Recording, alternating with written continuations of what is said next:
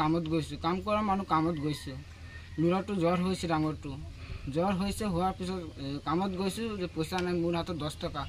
পিছত সিহঁতে কৈছে টকা আছিল কিবা, তেতিয়া ঘৰত জমা ৰাখিছোঁ। সেই তাৰ পইচাটো ভাঙিব নোৱাৰোঁ, কাম কৰা মানুহ। পিছত মই কাম কৰিবলৈ গৈছোঁ, 200 টকা কাম কৰিলোঁ।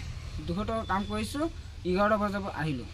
অহাৰ পিছত কৈছে ল'ৰাটো এনেকুৱা জ্বৰ হৈছে, তেনেহ'লে ডক্টৰৰ ঘৰত যাব লাগিব। তো বলক, বলক মই লৈ যাওঁ, তোমাকো দেখাই দিম, ল'ৰা দুটা ময়ো দেখাম। 3টা মানুহ 3টা টিকেট কাটিছোঁ। ক'ত কাটিছে? Ding hospital. হস্পিটেল কাটিছোঁ। ফাৰ্ষ্টত মোৰ ডাঙৰ ল'ৰাটো দেখাইছোঁ। দেখানোৰ পিছত সেই লাইনত আছিল, লাইনৰ পৰা নাইকিয়া হৈ গ'ল। কোন নাইকিয়া হৈ গ'ল? আমার মানুহজন নাইকিয়া হৈ গ'ল, ওয়াইফটো নাইকিয়া হৈ গ'ল। ক'ত গৈছে বিচাৰিছোঁ, গোটেই হস্পিটেল বিচাৰিছোঁ, নাই নাই নাই।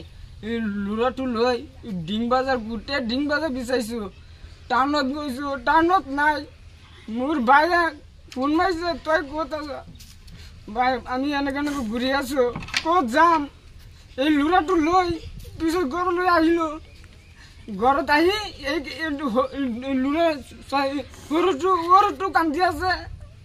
মই ক'ত যাম, কি কৰিম? যেইকেইটা মানুহ আছোঁ গোটেইকেইটা ৰাতি বহি থাকিলোঁ, কি কৰিম?